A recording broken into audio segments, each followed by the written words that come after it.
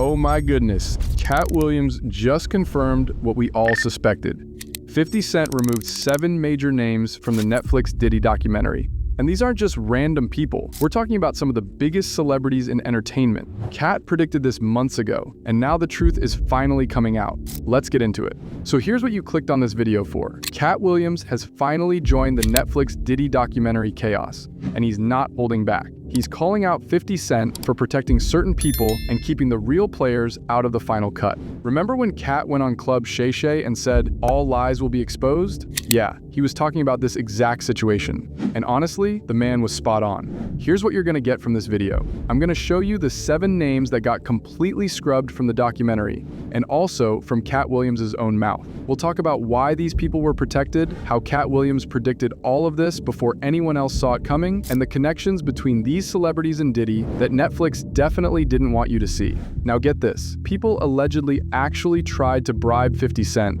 to remove controversial names from the doc. But here's the thing, Katt already knew these names would never see the light of day. Whether we're talking about the dirty tapes or the Netflix documentary, certain people are just untouchable, period. Listen, in 20 years, won't do an interview. Nobody's ever talked to her, and she's never been interviewed anywhere. And now, understand, I'm not talking about one person. What I just told you applies to 7 people. How they all end up with that. That's part of what you get. I came in this business saying I was gonna expose. When I talked about Michael Jackson, when I talked about R. Kelly, they canceled me for these things because why would you talk about another black dude? Race is not where the line is drawn. It's God's side and the other side. And we don't care nothing about the other side. Period. Period. All of these big dick deviants is all catching hell in 2024. It's up for all of them. It don't matter if you Diddy or whoever you is. TG Jakes, any of them.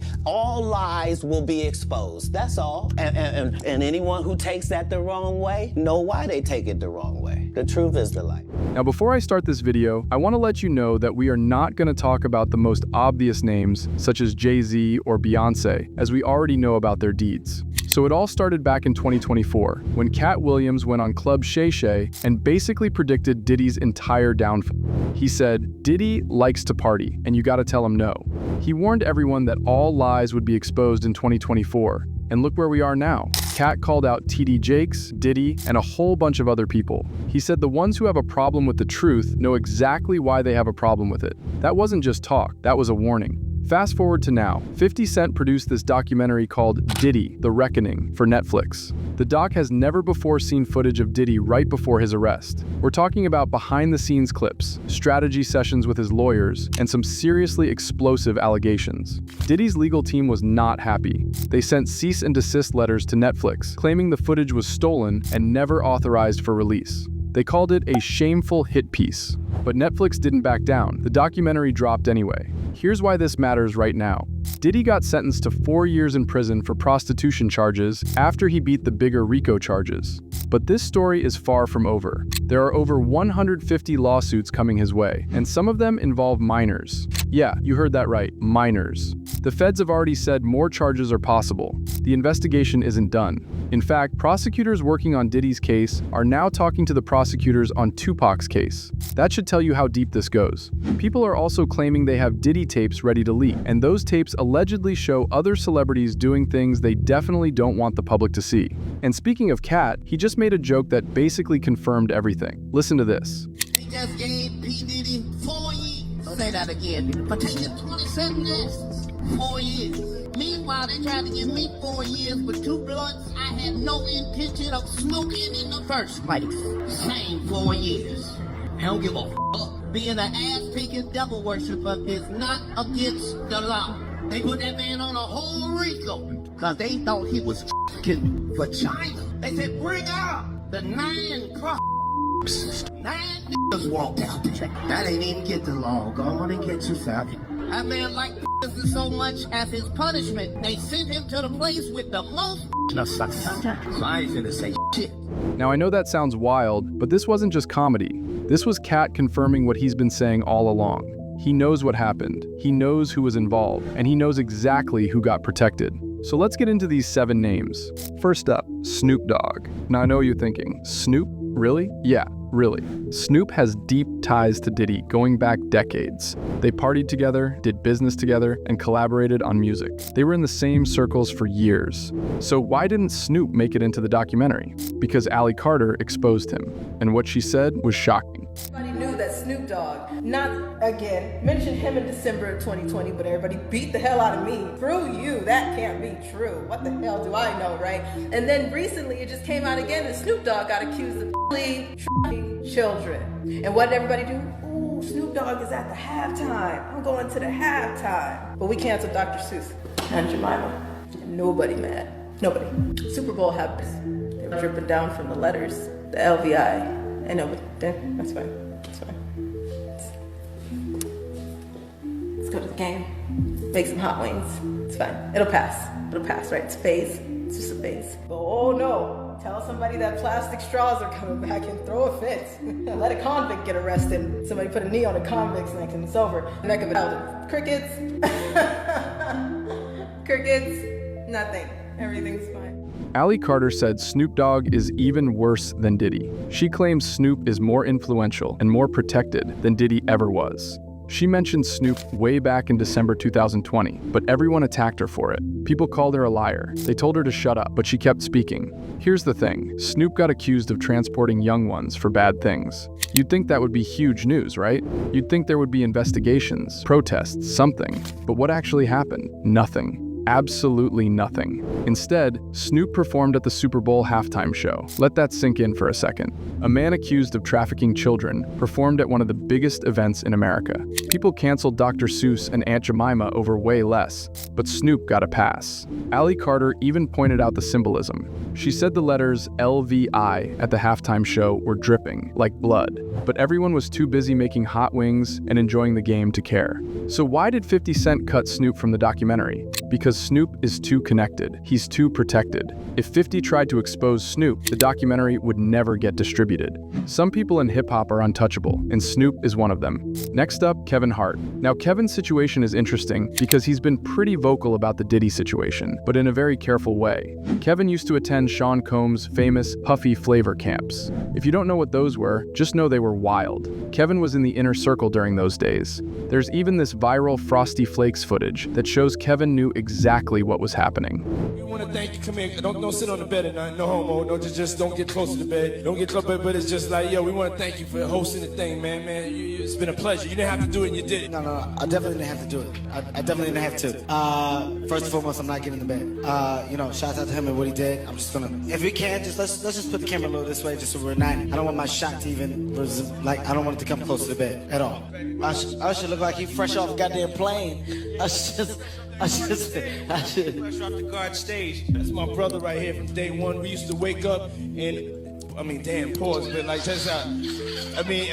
Back in the days when he was like 10 and I was a little bit older, his older brother, we used to fight over the Frosted Flakes. You know what I'm saying? Before pause was invented. You know what I'm saying? But it's my brother for real. We used to actually wrestle off of the Frosted Flakes because he used to always get up early.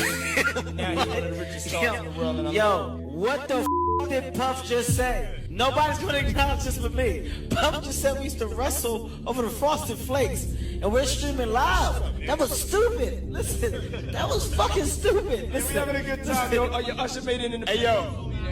Fuck that mic. I'm a thug. At the end of the day, I kill niggas, man. No, listen. At the end of the day, I kill niggas. But here's where it gets really interesting. Kevin recently hosted the BET Awards, and he made some jokes about Diddy that revealed way more than people realized. For somebody to invite him in, hey, don't do it, okay? We all saw the movie Sinners. Don't let his here so he can bite somebody. So he can bite Playboy Cardi again, okay? Playboy Cardi definitely been bit. Something happened, Playboy Cardi.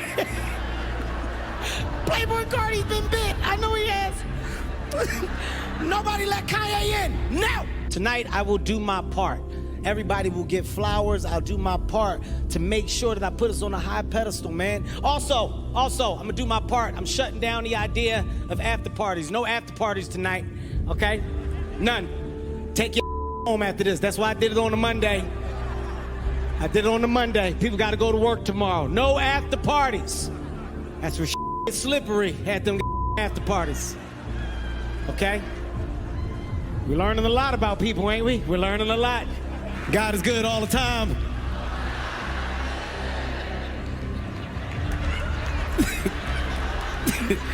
Kurt, that makes it right. Whatever I just said goes away.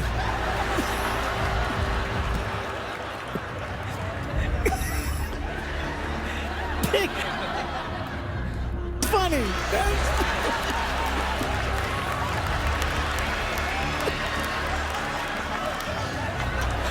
Kevin joked about after parties and said, "That's where shit gets slippery." He said, "We learning a lot about people, ain't we?" Then he added, "God is good all the time." Now on the surface, that sounds like regular Kevin Hart comedy. But if you listen closely, Kevin was sending a message. He specifically said, "No after parties tonight," and scheduled the show on a Monday, so people would have to go to work the next day. That wasn't random, that was intentional. But there's more. Orlando Brown. And I know Orlando has said some wild things, but Orlando claimed Kevin Hart took $50 million to unvirgin his hole. Kevin Hart took $50 million to unvirgin his hole. Can you explain a little bit? No, I just told you.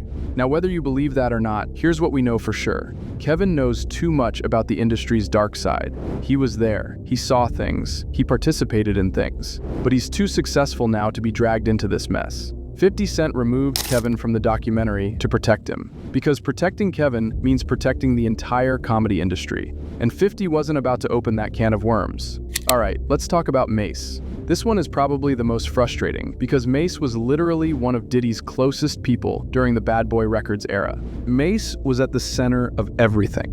The parties, the business deals, the music, all of it. If anyone knows where the bodies are buried, it's Mase. But here's the problem. Mase is silent, like suspiciously silent. It took Mase 10 years to get out of his contract with Diddy. 10 years. And even after he finally got free, Mase doesn't speak badly about Diddy at all. There's this interview from V103 where Diddy brought Mase to the radio station with Dirty Money, and the whole thing was just weird.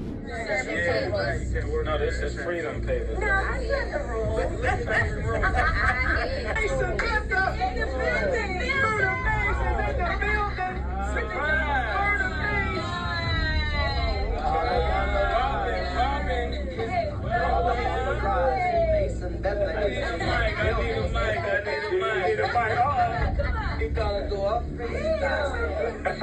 What's up, Mase? Good morning, everybody. Good morning, man. Robin is back in the building. What up, Batman? What up, Mase? How you doing, boy? Better than I look. What's up, Mase? How you been, man? I'm chilling, man. All my cards still work. Just the Puff doing good stuff, you know? Yeah, every once in a while you got to do something good. Diddy said on air, Mase is free to work and he can do whatever he wants now. But the way Mase reacted, nervous, surprised, overly grateful, it showed he's still controlled somehow. Mase literally said, "It took me 10 years to get this paperwork right here." He was shocked that Diddy actually gave him his publishing rights back. He even joked, "I ain't used to Puff doing good stuff." Think about that. A man who worked with Diddy for decades was shocked that Diddy did something good. That tells you everything you need to know. So why did 50 remove Mase from the documentary? Because Mase is either too scared to speak or he's still being influenced by Diddy somehow. His silence is suspicious. He knows everything, but says nothing. Including Mase in the doc would have opened up questions about why he won't speak up. It would have made people wonder what Diddy still has on him. So 50 decided it was better to just leave him out completely. Now we gotta talk about Meek Mill. And I'm gonna be honest, this one is messy. Meek has been around Diddy and the industry elite for years. There have been whispers about Meek for a long time, but nothing concrete until recently. Orlando Brown, yeah, him again, said something that got people talking. He said, "You can't unreceive what your butthole received." Mill came out saying that he'll pay somebody $100 grand to investigate that he has nothing to do with anything with Diddy. You can't take back what your butthole received. Now that sounds crazy, I know, but Orlando has been calling people out for years, and sometimes he ends up being right. Meek's name kept coming up in these conversations. Then things got even weirder. An audio file allegedly featuring Meek Mill leaked online, and people claim the other voice in that audio was P. Diddy himself. Meek, real rap. You think that audio that they put out was real? Yeah, that was Nicki put that out there. That Nicki recorded that at the freak off. in the Calabasas. She been waiting to drop that shit with Meek. She just wasn't gonna tell nobody it was Diddy. But now that Diddy out there, why not? Jaguar Wright, who's been exposing industry secrets for years, said she believed it was definitely Diddy in that audio. The clip was explicit and damaging. It spread all over social media, but got scrubbed from the internet pretty quickly. So why did 50 Cent remove Meek from the documentary? Because that audio was never officially verified. Including it would have opened 50 up to major lawsuits. Meek is still active in the industry and has power. He has lawyers, he has money, he could have sued Netflix into the ground. 50 made a business decision. Better to avoid the legal mess than to include something that couldn't be proven 100%. Alright, now we get to Justin Bieber. And this one is different because Justin is a victim. He's not a perpetrator. Justin lived with Diddy as a young teenager. There are videos of Diddy saying he had custody of Justin for 48 hours. You can see in those old clips that young Justin looked uncomfortable around Diddy. So why isn't Justin in the documentary? Because 50 Cent chose to protect him. Recently, paparazzi pressed Justin about the documentary, and his response was heartbreaking. Y'all, paparazzi spoke to Bieber, and all he had to say recently was that, "Don't ask me about that man ever. Some things I moved on from for my own peace. What's in that documentary? Let's just say people are finally waking up." He also goes on to say, "I was a kid, I didn't know anything, I don't ever want to talk about that again." Justin said, "Don't ask me about that man ever. Some things I moved on from for my own peace. What's in that documentary? Let's just say people are finally waking up." Then he added, "I was a kid. I didn't know anything. I don't ever want to talk about that again." You can hear the pain in his voice. Justin was a child when all this happened. He didn't have a choice. He didn't know what he was getting into. 50 Cent made the right call by leaving Justin out. Including him would have meant exposing what happened to a child. It would have been too dark, even for Netflix. Justin is trying to heal and move on with his life. He's married now. He has kids. He doesn't need the world rehashing his trauma for entertainment. So 50 respected that Justin was a victim and left him out of the documentary. And honestly, that's the most human thing 50 could have done. Next is Usher. And Usher's story is important because he was the first. Usher lived with Diddy as a teenager in what they called Puff Flavor Camp. This was before Justin Bieber, before anyone else. Usher was the prototype. He was the first young star to go through Diddy's program. Usher has talked about seeing things he couldn't unsee. He's hinted at experiences that changed him. And later, Usher was the one who sent Justin Bieber to Diddy, a decision he probably regrets every single day. So why did 50 Cent remove Usher from the documentary? For the same reason he removed Justin. Usher is a victim, not a perpetrator. Katt Williams warned us about what they do to young stars. He said they take talented kids and put them through things that break them. Usher was the first one. They tested everything on him. According to people close to the production, the Usher segment was too dark for TV, even for a documentary about Diddy's crimes. What happened to Usher was too disturbing to include. Usher is trying to protect his legacy and his career. He's an R&B legend. He's got kids of his own now. Dragging him back into this would have destroyed him all over again. 50 made the call to leave Usher out, and that was the right decision. And now we get to the big one, the name that matters more than any other name on this list, Clive Davis.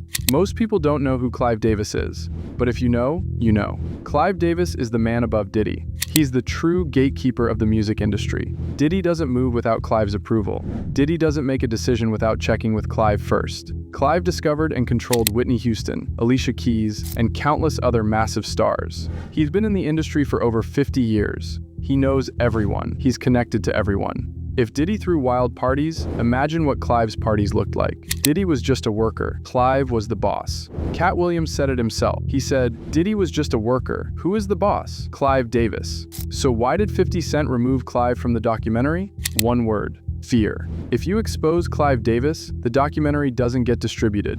Netflix wouldn't air it. Streaming services wouldn't touch it. Networks would refuse to promote it. Clive has more power than anyone realizes. He's connected to record labels, streaming platforms, media companies, everything. Going after Clive would have meant the end of the documentary before it even started.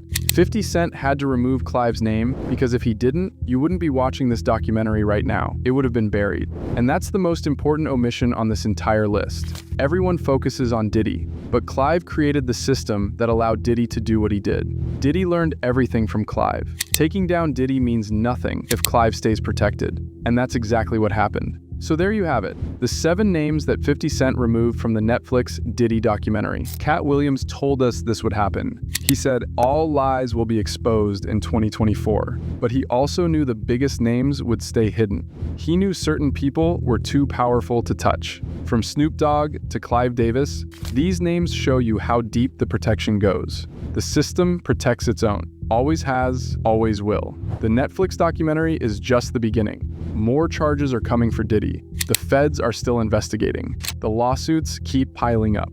So now, I want to hear from you. Comment below and tell me which name you think should have been in the documentary. Do you think 50 Cent made the right choice protecting these people? Or should he have exposed everyone, no matter the consequences? Thanks for watching. I'll see you in the next one.